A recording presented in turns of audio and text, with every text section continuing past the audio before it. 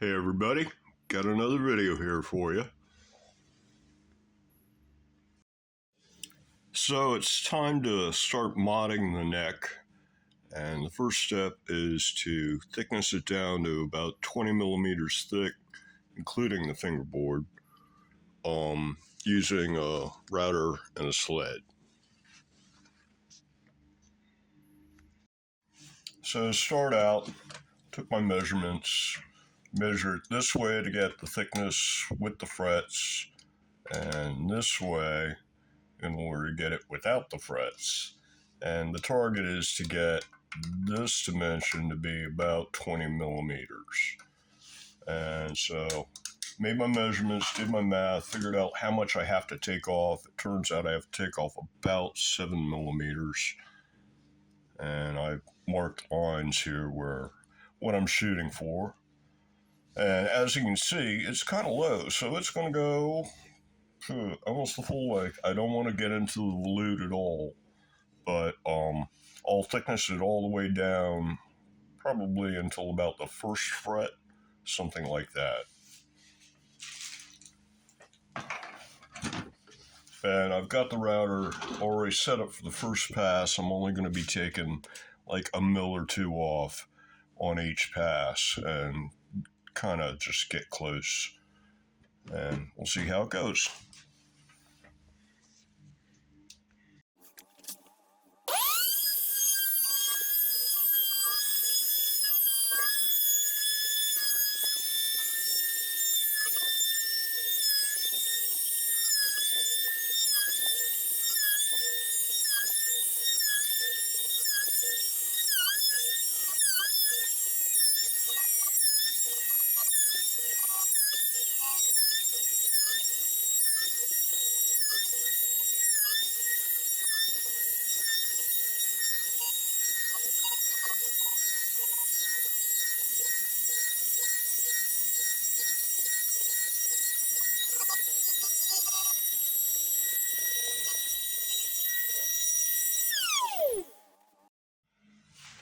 Okay, I've moved over to the desk because you need a flat surface to do this correctly. That might be a little too low.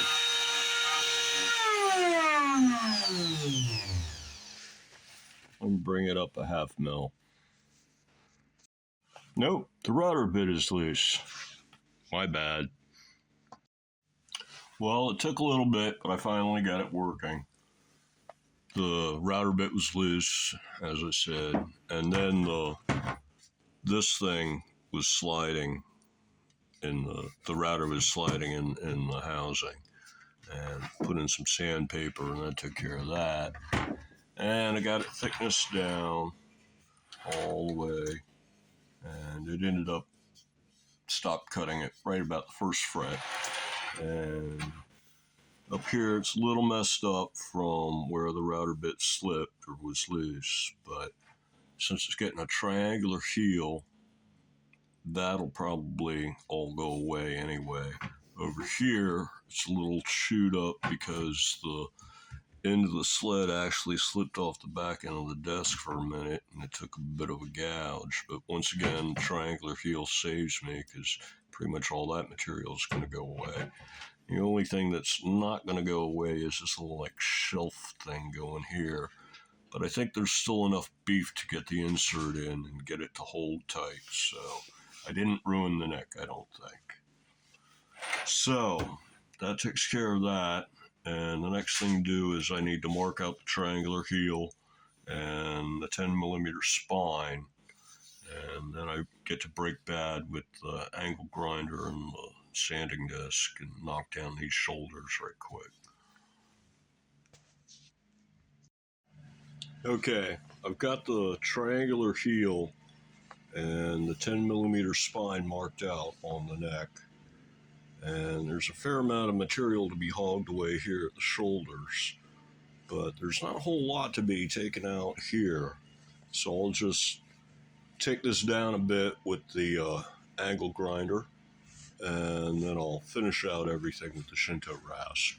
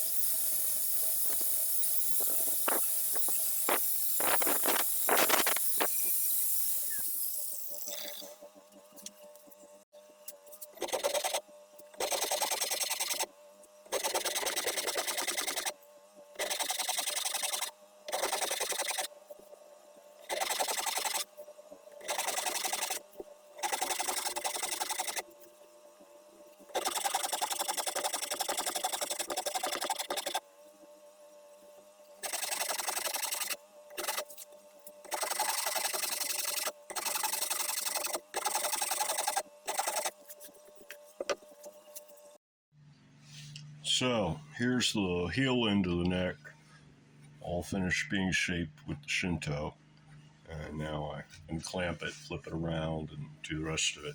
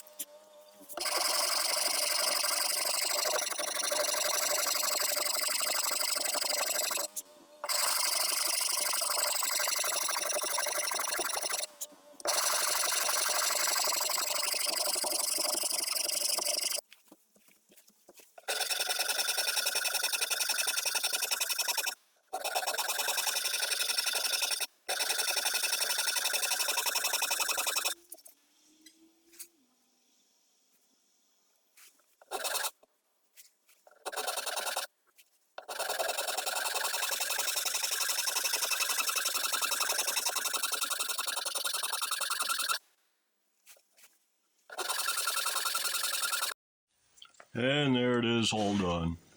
I carried the trapezoid profile down to the first fret and then just transitioned it into the existing curves here at the volute. And I guess the next step's going to be to mark out the headstock and give this thing a 3-prong crown. And there it is, one trapezoid profile neck with a flat triangular heel. And I managed to save the volute. Yeah, so give you an idea of what the carve looks like here.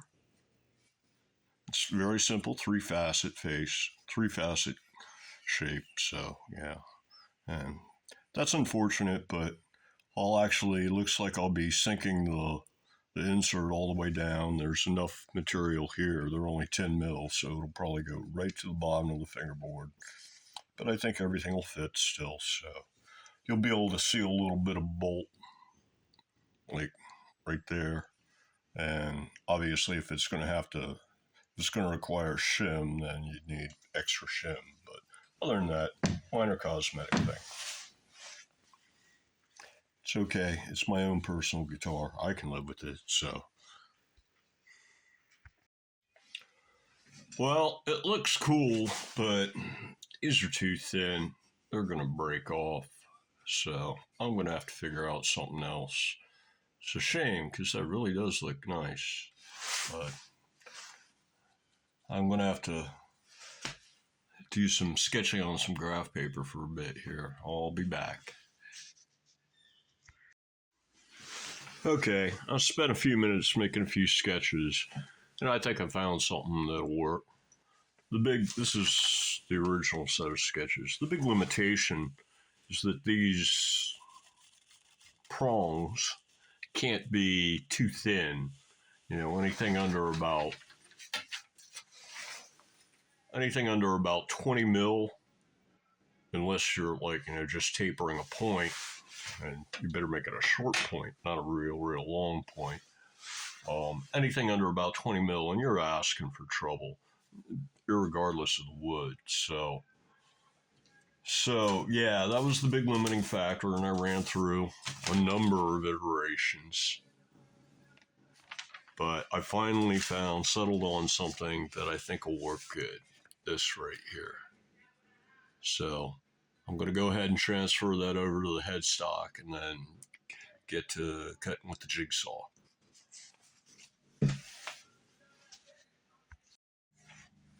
Okay, I went ahead and marked out the new headstock design on the headstock, and it's time to have at it with the saw.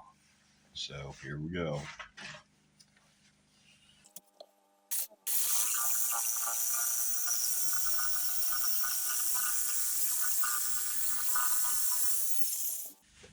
And I just cut that close, and I'll get the last ½ millimeter in sanding and maybe Shinto or something like that. When I'm doing this, I'm actually using my left hand. All my left hand is doing is just holding the saw flat on the headstock, and I actually move it by pushing the base with my thumb, and it gives you incredible control over a jigsaw.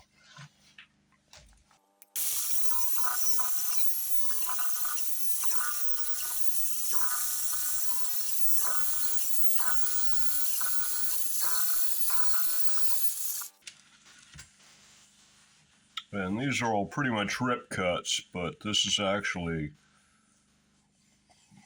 really easy to cut through. Surprisingly easy.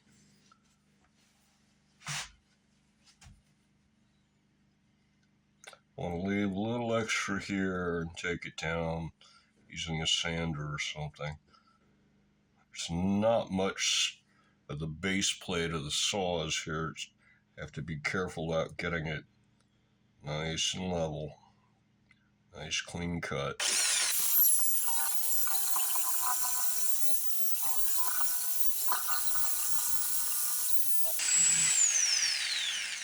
It's not very close. I'll take that down by hand.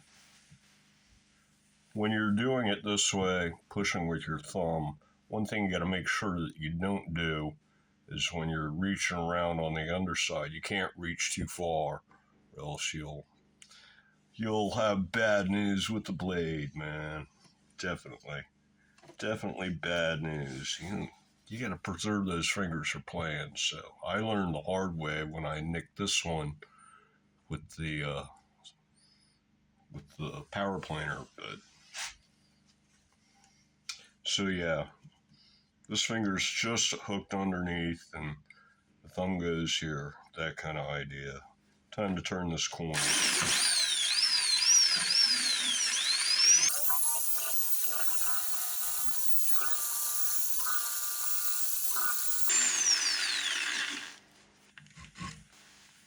Always let the blade come to a full stop before you pull it out. And oftentimes that's better than trying to bring it all the way back. Now, I'm going to take a little back and forth in order to get that out.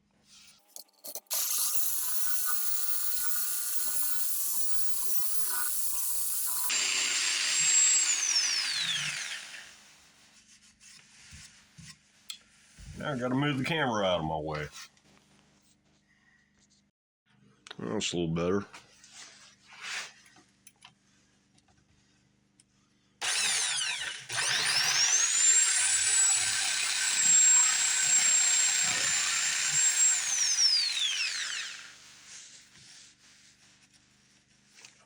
We have a prong.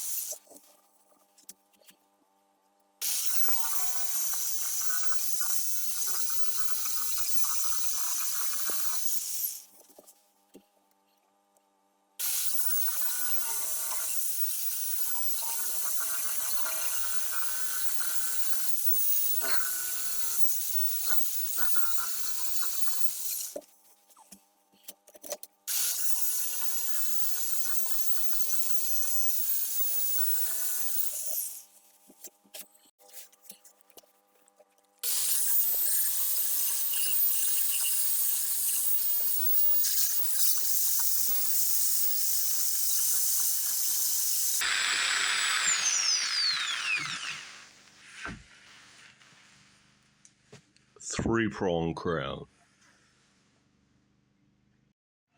So it's time for sanding, but I want to mark my neck bolt holes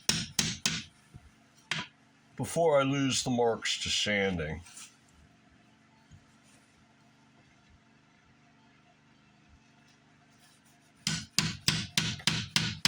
One of the nice things about, I suppose, the new shop, it's not nice that the old shop burned down, but having to replace everything, I only had to get the tools that I need in order to do these kind of builds. And it turned out to be less than one would expect, and I was able to get right sized tools for the job straight off the bat by and large. So that was kind of nice. Check it out, this new sander. It's real quiet.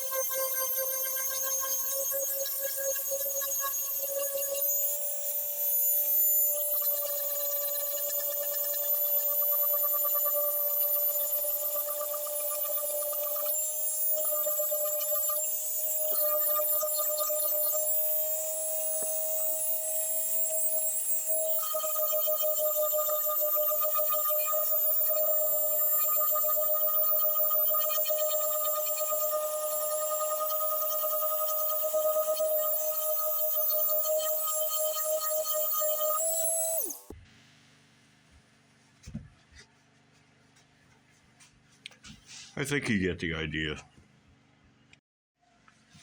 Well, I've done about all I can with the sander here, and there's just a little spot on the center point that's not quite even, so I'm going to see if I can take that down a little bit with the Shinto rasp.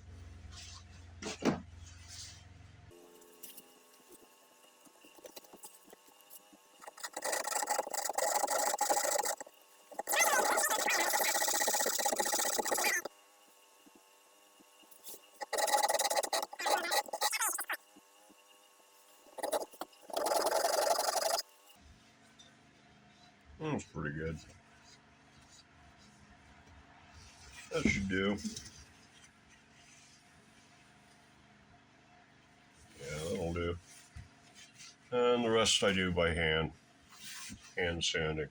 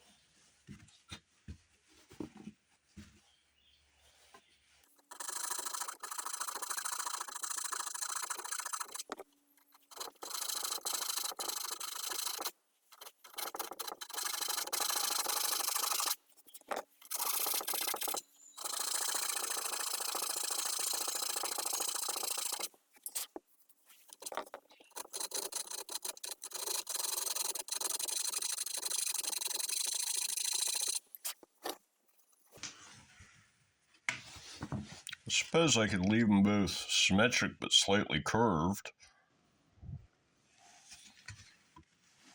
Yeah, why not?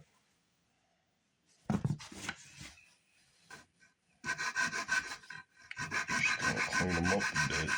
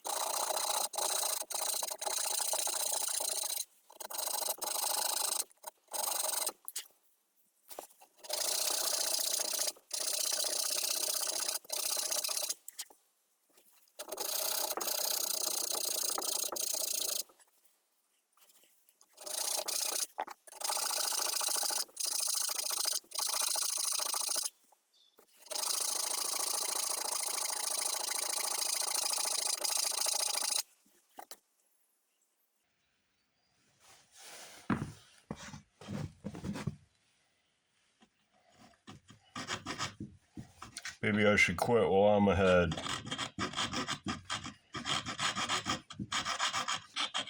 Yeah, maybe I should quit while I'm ahead. It's not quite even yet, but I think I'm going past the mark, and now I have to go back in the other direction kind of idea. So maybe I should quit while I'm ahead.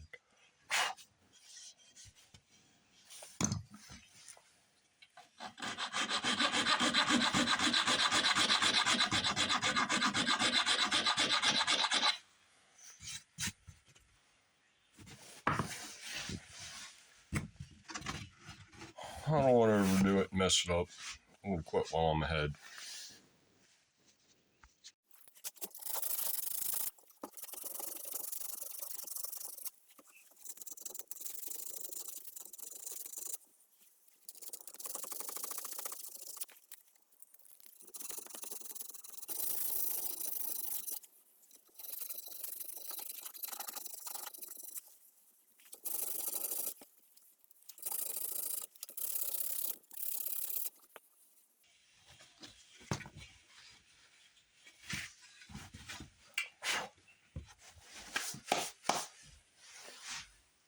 All done.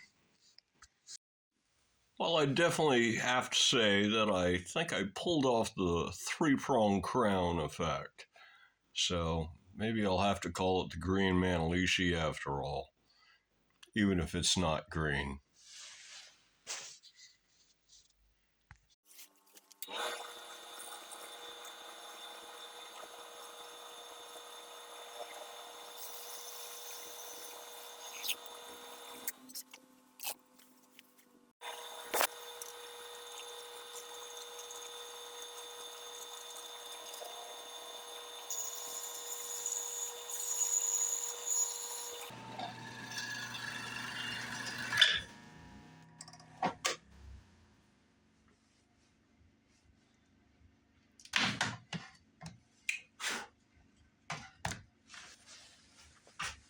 Guess what that was? The truss rod end.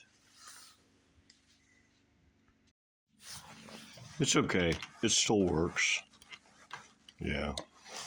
I didn't bust the end off or anything.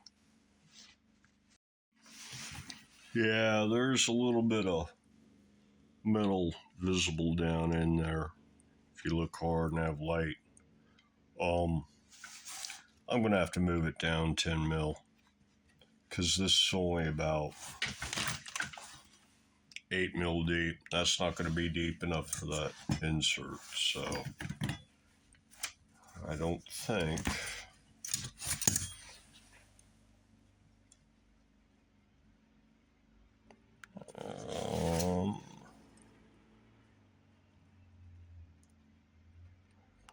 I could try 8. Maybe I'll try 8. I think I'll try 8.